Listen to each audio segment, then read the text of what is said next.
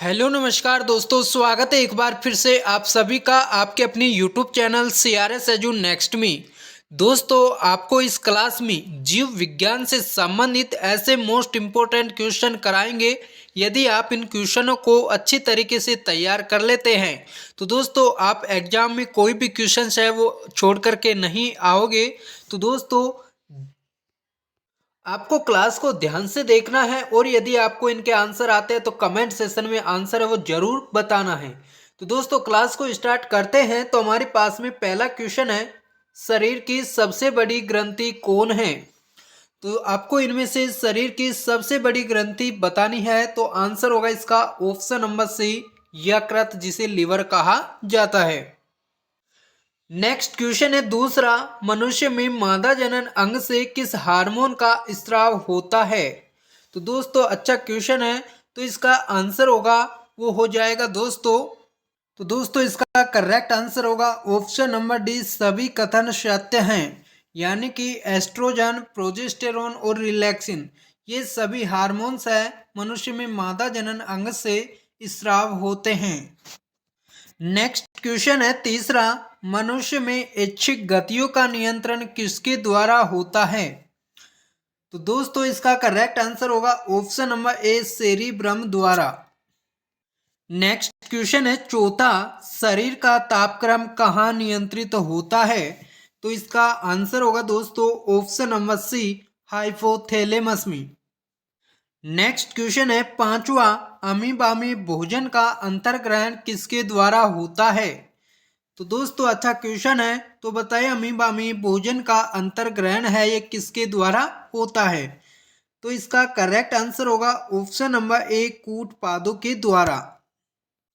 अगला क्वेश्चन है छठा, निम्न में से कौन सा एंजाइम लार में पाया जाता है? तो इनमें से कौन सा एंजाइम है जो लार में उपस्थित होता है?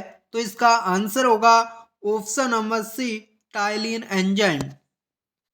नेक्स्ट क्वेश्चन है सातवां, वह प्रक्रिया जिसके द्वारा मनुष्य श्वास ग्रहण करता है तथा छोड़ता है वह है? तो दोस्तों कौन सी प्रक्रिया है जिसके द्वारा मनुष्य श्वास ग्रहण करता है तथा छोड़ता है? तो इसका करेक्ट आंसर होगा ऑप्शन नंबर बी, श्वासोच्छ्वास। अगला क्वेश्चन है आठवां, ऊर्जा उत्पादन के लिए कोशिका प्राय किसका उपयोग करती है? तो दोस्तों इसका करेक्ट आंसर होगा ऑप्शन नंबर बी, ग्लूकोज का। नेक्स्ट क्वेश्चन है नवा, किस अभिक्रिया द्वारा पौधों में ऑक्सीजन बाहरी वातावरण से कोशिकाओं में पहुंचता है? तो दोस्तों कौन सी अभिक्रिया है? तो इसका करेक्ट आंसर होगा ऑप्शन नंबर बी, विसरण द्वारा। नेक्स्ट क्वेश्चन है दसवां, श्वसन की अभिक्रिया में खाद्य पदार्थों की परिणति क्या होती है?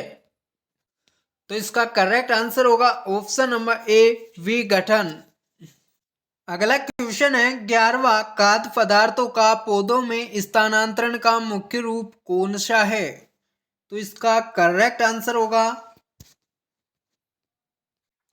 ऑप्शन नंबर सी, सुक्रोज। अगला क्वेश्चन है 12वां, एक स्वस्थ मनुष्य का रक्तचाप होता है। तो दोस्तों बताइए इनमें से स्वस्थ मनुष्य का रक्तचाप है वो कितना होता है? तो इसका करेक्ट आंसर होगा ऑप्शन नंबर बी, 80 से 120। दोस्तों आपको कमेंट सेशन में आंसर बताते रहना है। आपको इस क्लास में टोटल 50 प्लस क्वेश्चंस कराने वाले हैं। तो दोस्तों आपको जरूर बताना है कि आप इनमें से 50 में से कितने क्वेश्चन है वो सही करते हैं। नेक्स्ट क्वेश्चन है 13वां, मनुष्य के मस्तिष्क की सबसे बाहरी झिल्ली है।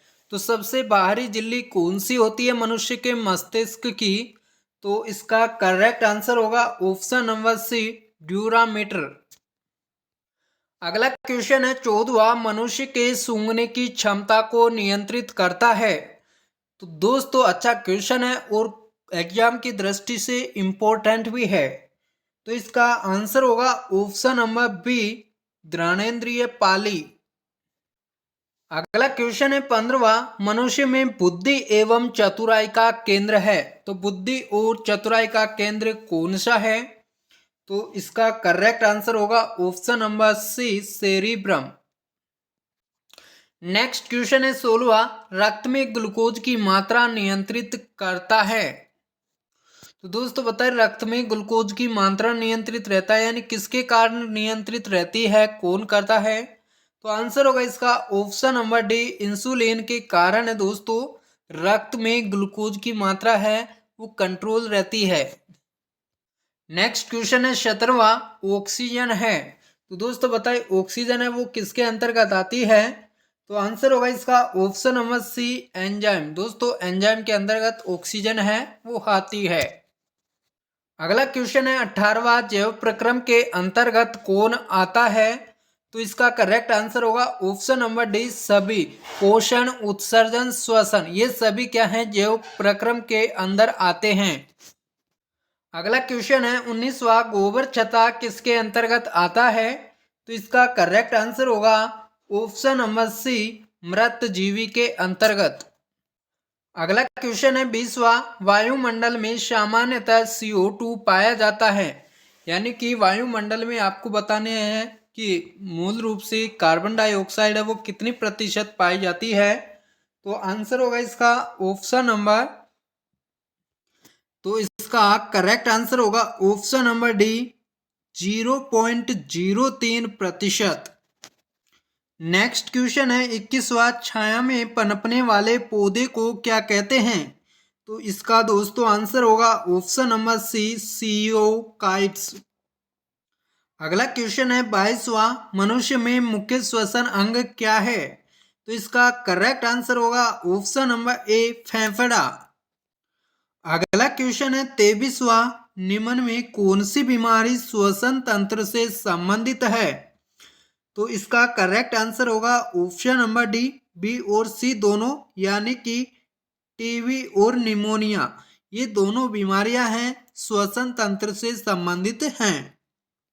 अगला क्वेश्चन है 24वां, उच्च रक्तचाप की अवस्था को क्या कहते हैं? तो इसका करेक्ट आंसर होगा option number C, hypertension. Next question है 25वां, मछलियों में उत्सर्जी पदार्थ क्या है? तो इसका दोस्तों आंसर होगा ऑप्शन नंबर डी, अमोनिया।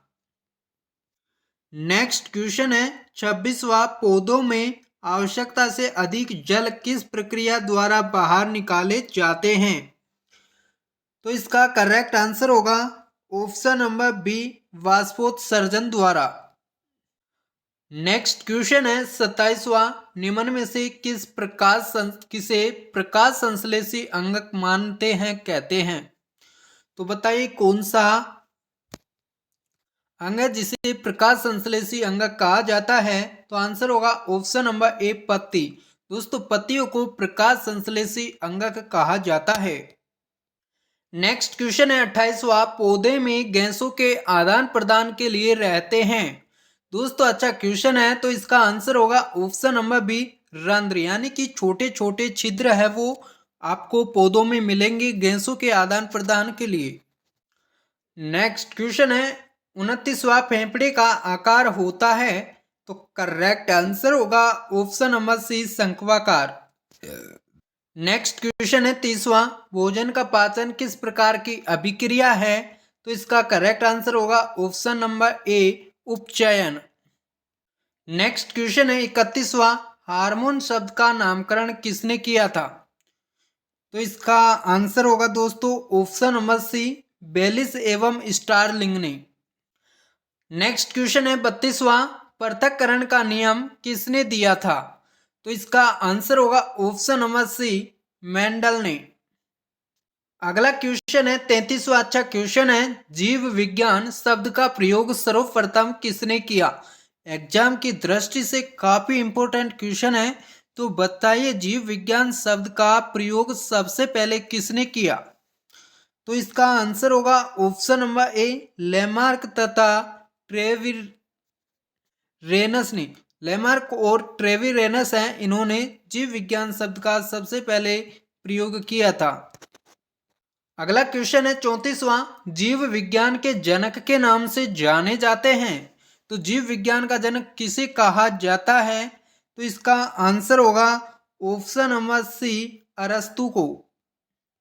दोस्तों आपको कमेंट सेशन में कमेंट करते रहना है और आपको यदि वीडियो पसंद आ रहा है तो लाइक करें और चैनल को सब्सक्राइब कर लीजिए, क्योंकि आपको इस चैनल पर एग्जाम तक कंप्यूटर, साथ ही जीव विज्ञान और जो इंडिया जीके है इसके क्वेश्चंस उपलब्ध कराए जाएंगे। तो अगला क्वेश्चन है हमारे पास में 35वां, वनस्पति विज्ञान के जनक के नाम से जाने जाते हैं। तो इसका आंसर होगा ऑप्शन नंबर ए, क्रियोफ्रेटस। नेक्स्ट क्वेश्चन है 36वां, बोटनी शब्द की उत्पत्ति किस भाषा के शब्द से हुई है? तो आंसर होगा इसका ऑप्शन नंबर ए, ग्रीक। नेक्स्ट क्वेश्चन है 37वां, फाइकोलॉजी में किसका अध्ययन किया जाता है? तो इसका दोस्तों आंसर होगा ऑप्शन नंबर बी, शैवाल का। अगला क्वेश्चन है 38वां, पर्यावरण का अध्ययन जीव विज्ञान की किस शाखा के अंतर्गत किया जाता है? तो आंसर होगा इसका ऑप्शन नंबर डी, पारिस्थितिकी के अंतर्गत। नेक्स्ट क्वेश्चन है 39वां, डेंड्रोलॉजी का संबंध है। तो दोस्तों किससे संबंध है डेंड्रोलॉजी का? तो आंसर होगा ऑप्शन नंबर सी, झाड़ियों के अध्ययन से। नेक्स्ट क्वेश्चन है 40वां, पुष्पों का अध्ययन कहलाता है। तो इसका आंसर होगा ऑप्शन नंबर सी, एंथोलॉजी। अगला क्वेश्चन है 41वां, वनस्पति संवर्धन से संबंधित विज्ञान की शाखा को कहते हैं। तो दोस्तों इसका आंसर होगा option number B, horticulture. Next question है 42वां, स्पोमोलॉजी में किसका अध्ययन किया जाता है? तो इसका करेक्ट आंसर होगा ऑप्शन नंबर बी, बीज का। नेक्स्ट क्वेश्चन है 43वां, एग्रोस्टोलॉजी में किसका अध्ययन किया जाता है? तो दोस्तों आंसर होगा ऑप्शन नंबर ए, घासों का। अगला क्वेश्चन है 44वां, पीडोलॉजी में किसका अध्ययन किया जाता है? तो दोस्तों आंसर होगा ऑप्शन नंबर ए, भूमि का। नेक्स्ट क्वेश्चन है 45वां, पौधों को नाम देने वाले विज्ञान कहलाता है। तो इसका करेक्ट आंसर होगा ऑप्शन नंबर बी, वर्गीकी। अगला क्वेश्चन है 46वां, निम्नलिखित में से किसे वर्गीकी का पितामह कहा जाता है? तो इसका करेक्ट आंसर होगा ऑप्शन नंबर बी, लीनियस को। नेक्स्ट क्वेश्चन है 47वां, सूक्ष्म जीव मिलते हैं। तो इसका आंसर होगा ऑप्शन नंबर डी, इन सभी में। रेतीली मिट्टी में भी आपको मिल जाएंगे, लवण युक्त पानी में और दलदल भूमि में, इन तीनों में ही आपको सूक्ष्म जीव है वो मिल जाएंगी। अगला क्वेश्चन है 48वां, विषाणु वृद्धि करता है। तो दोस्तों विषाणु है वो कहाँ पर वृद्धि करता है? तो इसका करेक्ट आंसर होगा ऑप्शन नंबर ए, जीवित कोशिका में। अगला क्वेश्चन है 49वां, साबूदाना किससे बनाया जाता है? तो दोस्तों आंसर होगा इसका ऑप्शन नंबर डी, साइकस से। अगला क्वेश्चन है 50वां, आज का अंतिम क्वेश्चन रहने वाला है, फलों का अध्ययन कहलाता है। तो दोस्तों जिसमें हम फलों का अध्ययन करते हैं उसे क्या कहा जाता है? तो दोस्तों आंसर होगा इसका ऑप्शन नंबर बी, पोमोलॉजी। तो दोस्तों हमारे पास में ये 50+ क्वेश्चंस थे। आपने इनमें से कितने क्वेश्चंस सही किए हैं आप कमेंट सेशन में ज़रूर बताइएगा। और यदि क्लास पसंद आए तो लाइक करें, और इसी तरह के और भी क्वेश्चंस चाहिए तो दोस्तों चैनल को सब्सक्राइब कर लीजिए। आपको यहाँ पर जीके, जीएस यानी कि जनरल साइंस और कंप्यूटर के क्वेश्चंस है वो उपलब्ध कराए जाएंगे। तो दोस्तों चैनल को सब्सक्राइब जरूर कर लेना। तो दोस्तों मिलते हैं नेक्स्ट क्लास में, तब तक आप सभी का धन्यवाद।